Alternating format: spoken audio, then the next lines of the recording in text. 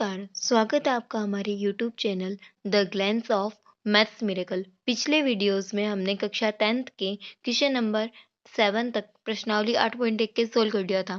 आज question number 8 को solve करेंगे।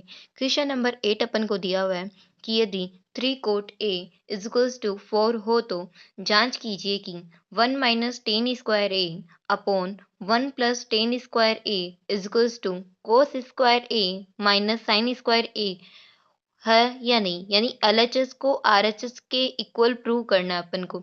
तो पहले अपन के पास में जो दिया हुआ है वो अपन ले लेते हैं। दिया हुआ है वो लिख लेते हैं, दिया हुआ है, दिया है क्या क्या दिया हुआ है यहाँ पे अपन को। यहाँ दिया हुआ 3 cot A is equals to 4। इससे अपन को कोट A की वैल्यू निकल जाएगी। कोट A को इधर रख लीजिए, 4 अपन के पास था ही, ये जो 3 था ये इधर मल्टीप्लाई में था तो उधर गया तो डिवाइड में, तो 4/3 ये अपन के पास में कोट की वैल्यू आ गई 4/3। अपन को पता है कि 4/3 कोट की वैल्यू आई है, तो कोट की वैल्यू क्या होती है, आधार बट्टे लंब। तो इससे अपन को क्या पता चला कि अपन के पास में कर्ण नहीं है। क्या नहीं है, कर्ण। तो कर्ण कैसे निकालेंगे, पाइथागोरस प्रमेय का यूज करते हैं यहीं पे।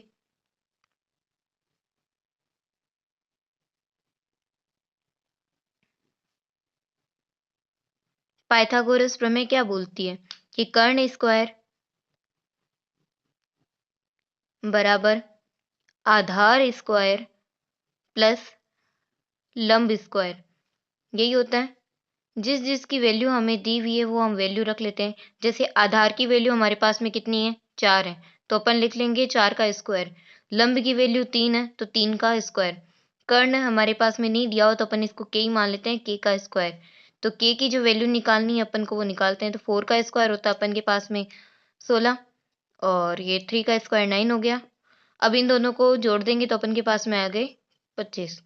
अब के की वैल्यू निकालनी है तो इसके ऊपर रूट लग जाएगा। 25 का रूट कितना होता है, 5। तो हमारे पास में के की वैल्यू कितनी आ गई, 5। ओके, के की वैल्यू 5 आ गई है, तो अब इन के अंदर वैल्यू पुट कर सकते हैं। अब अपन को जो दिया हुआ उस वो लेते हैं। अपन को क्या दिया हुआ है, ये एलएचएस है, ये आरएचएस है, तो पहले एक एक करके सोल्व करते हैं। एलएचएस लेते हैं। एलएचएस क्या है हमारे पास में, 1 माइनस टेन स्क्वायर ए अपॉन में इसके दिया हुआ आपको 1 प्लस टेन स्क्वायर ए, ये आपको दिया हुआ है। अब हमें पता है कि टेन की वैल्यू कितनी होती है, लंब बटे आधार। तो लंब की टेन की वैल्यू निकालने के लिए अपन को क्या क्या चाहिए, टेन ए की वैल्यू अगर अपन निकाल रहे हैं तो अपन के पास होना चाहिए लंब और आधार।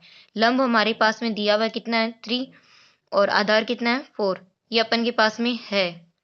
तो अब इस चीज को अपन इसके अंदर पुट कर देंगे। तो करते हैं, 1 माइनस 3/4 का स्क्वायर। यहाँ पे टेन स्क्वायर ए है इसलिए अपन 3/4 का क्या कर रहे हैं, स्क्वायर कर रहे हैं। इसके अपोन में क्या चलेगा, 1 प्लस 3/4 का स्क्वायर। ठीक है, 1 प्लस 3/4 का स्क्वायर। अब यहाँ पे इनको आगे सोल्व करते हैं। 1 माइनस 3 का स्क्वायर कितना हो गया, 9, और 4 का स्क्वायर हो गया 16। अपोन में क्या चल रहा है, 1 प्लस 3 का स्क्वायर 9, 4 का स्क्वायर 16। अब इनका एलसीएम लेके इनको सोल्व करेंगे। इधर एलसीएम आ गया 16, और ऊपर 16 माइनस 9 क्योंकि मल्टीप्लाई हो गया इससे, और नीचे भी 16, और इधर आ गया 16 प्लस 9। अब 16 में से 9 घटाए कितने बचे अपन के पास में, 7।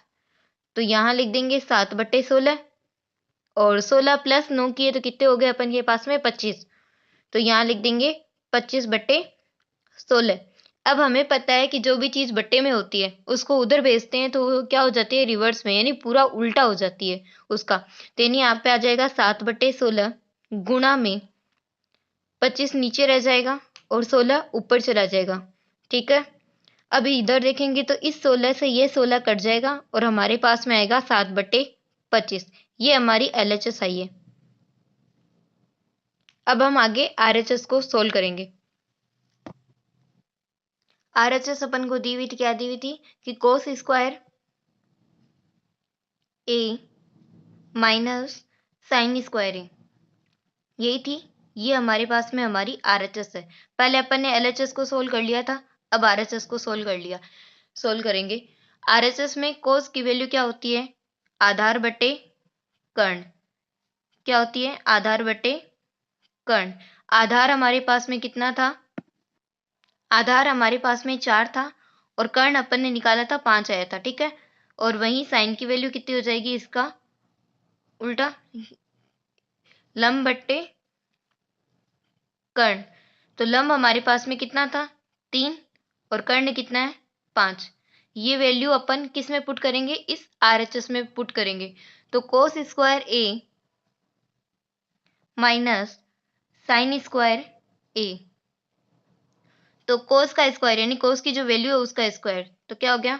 4/5 का होल स्क्वायर माइनस 3 ये साइन की वैल्यू भी रख देंगे, 3/5 का होल स्क्वायर। 4 का स्क्वायर कितना हो गया? 16 और 5 का स्क्वायर 25, ठीक है। वैसे ही 3 का स्क्वायर 9 और 5 का 25, ठीक है।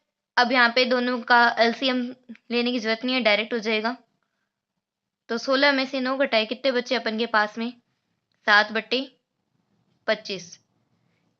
यही अपन के पास क्या थी? हमारी LHS थी। ये हमारी आगे RHS। अब इससे क्या हो गया कि LHS बराबर